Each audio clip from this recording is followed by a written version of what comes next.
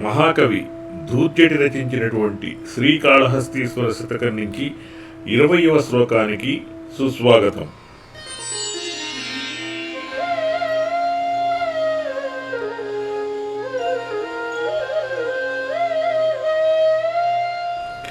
నీకున్ మాంసము వాంఛయేనింకరవా నీకేతలేడుండగాన్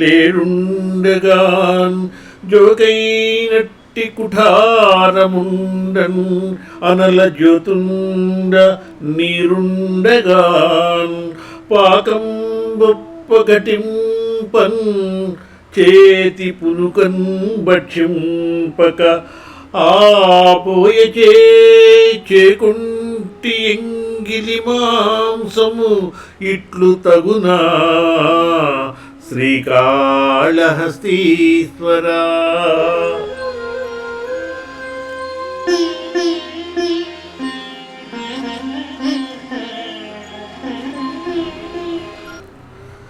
మన ఇంటికి ఎవరైనా కొత్త వాళ్ళు వస్తే మీరు అని పలకరిస్తాం. అలాగే స్కూల్లోనూ కాలేజీల్లోనూ చేరినప్పుడు కూడా కొత్తగా పరిచయమైనటువంటి స్నేహితులతో మొదట మీరు అని ప్రారంభమవుతుంది. కొన్నాళ్ళకి చనువు పెరిగిన తర్వాత నువ్వు అని మాట్లాడుకోవడం ప్రారంభిస్తారు. ఇంకా చనువు పెరిగిన తర్వాత ఏరా అని మాట్లాడుకోవడం ప్రారంభిస్తారు.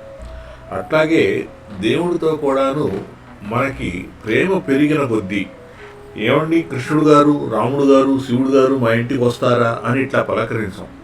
ఎందుకంటే దేవుడి మీద మనకి ప్రేమ ఉంటుంది, భక్తి ఉంటుంది. అందుకని దేవుడిని ఎప్పుడు నువ్వు అనే పలకరిస్తాం. ఈ ప్రేమ భక్తి ఎక్కువైన కొద్దీ దేవుడే మనకి అవకాశం ఇస్తాడు, ఇంకాస్త చదువు ఇస్తాడు, దగ్గరికి తీసుకుంటాడు.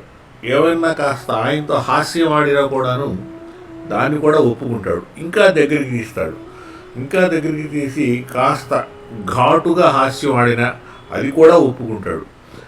ఇంకా వేళకోళం చేసినా కూడాను అంత చదువు ఇస్తాడు. అంటే తన భక్తుడు అంటే ఎంత ప్రేమ చూపిస్తాడు అంటే దానికి ఒక పరిమితి అంటూ లేదు. అలాగే మనకి కూడాను ఆయన మీద భక్తి పెరిగిన కొద్దీ మనం కూడా ఆయనతో ఏదో ఎదుర్కొండా ఉన్నటువంటి చాలా దగ్గర స్నేహితులతో మాట్లాడినట్టుగా మాట్లాడాలి అనిపిస్తుంది. ఇక్కడ ధూర్జటి కూడాను పరమశివుడి మీద ఆయన భక్తిలో రమించిపోయి ఆ శివుడితో ఒక స్నేహితుడితో, ఒక బాగా ఆప్యాయతాపరుడితో, హితుడితో మాట్లాడినట్టుగా అనేక విషయాలు మాట్లాడుతూ ఉంటాడు. ఇటువంటి పద్యాలని నిందాస్తుతి పద్యాలు అంటారు. పైకి చదివినప్పుడు ఏమవుతుందంటే ఇదేదో ఏంటి ఈ దేవుడితో వేళాకోణం ఆడుతున్నాడే, నింద చేస్తున్నాడే అన్నట్టుగా అనిపిస్తాయి. కానీ భావాన్ని పూర్తిగా అర్థం చేసుకున్నప్పుడు ఆ దేవుడి యొక్క గుణగణాల్ని, అంటే మిగతా భక్తుల మీద చూపించినటువంటి ఆ ప్రేమ యొక్క ఆ తత్వాన్ని, ఆ గొప్పతనాన్ని వివరించినటువంటి విధానం మనకి కనబడుతుంది. అలాగే ధూర్జటి కూడాను ఈ పద్యంలో చిన్నగా ఆయనతో హాస్యం ఆడుతూ వేళాకోళం చేస్తూ ఈవిడయ్యా పరమశివ మమ్మల్ని కూడా కరుణించవయ్యా అంటూ వేడుకుంటున్నాడు. ఇందులో ఏం చెప్తున్నాడు? నీకు మాంసం తినాలి అని అనిపిస్తే లేనిపోయింది ఆ తిన్నడు పెట్టినటువంటి ఎంగిలి మాంసం తినవలసినటువంటి అవసరం ఏముందయ్యా? నీకు ఒక చేతిలో పదునైనటువంటి గొడ్డలుంది, ఇంకొక చేతిలో లేడి ఉంది. అంటే ఆయన చతుర్భుజాలతో ఉన్నప్పుడు ఒక చేతిలో ఆ లేడి కూడా ఉంటుంది. ఈ గొడ్డలితో ఆ లేడిని ఒక్క వేటు వేసి నరికేసేయచ్చు. మరి వండుకుని తినాలి అంటే దాన్ని శుభ్రం చేయాలన్నా ఉడికించాలన్నా నీళ్లు కావాలి. నెత్తి మీద గంగమ్మ ఉంది. అలాగే మూడవ గని తెలిస్తే అగ్ని వస్తుంది. శుభ్రంగా ఆ లేడీని చంపేయవచ్చు, నీళ్లతో కడగవచ్చు, నీళ్లతో ఉడికించడానికి కావలసినంతటి అగ్ని కూడా ఉంది. చక్కగా వండుకుని తినవచ్చు. ఆ మళ్ళీ తినటానికి నువ్వు వేరే కంచమో పాత్రో దాని గురించి వెతుక్కోవాల్సినటువంటి అవసరమే లేదు. నీ దగ్గర ఎప్పుడూ సహజంగా ఉండేటటువంటి ఆ కపాలం అనేటటువంటి భిక్షాపాత్రం ఉంటుంది. ఈ వండినటువంటి మాంసాన్ని ఆ కపాలంలో వేసుకుని హాయిగా భుజించవచ్చు. అంతా నీ చేతిలో పనే. అయినప్పటికీ కూడాను వెళ్ళి ఆ తిన్నడు పెట్టినటువంటి ఎంగిలి మాంసాన్ని తినవలసినటువంటి అవసరం నీకేమొచ్చిందయ్యా అని అడుగుతున్నాడు. ఇది పైకి కాస్త వేళాకోళంగా అడుగుతున్నట్టు కనిపించినప్పటికీ కూడాను అంతరంగంలో భావం ఏమిటి అంటే, నీ భక్తుడు గనక నీ మీద ప్రీతితో చేస్తే వాళ్ళు ఎటువంటి పని చేసినా కూడాను ఆ భక్తికి పూర్తిగా లొంగిపోయి నువ్వు వాళ్ళ కోరికలు తీరుస్తావు.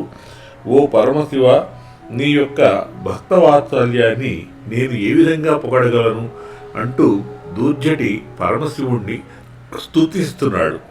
మిత్రులారా, మీరు మా పద్యాలు విని సంతోషించి లైక్ చేస్తే మాకు మరింత ఉత్సాహం. అలాగే సబ్స్క్రైబ్ చేస్తే ఛానల్ని బాగా నిలబెట్టినటువంటి వాళ్ళు అవుతారు. ధన్యవాదాలు. ఇప్పుడు పద్యం యొక్క మొత్తం భావాన్ని ఒకసారి చదువుకుందాం.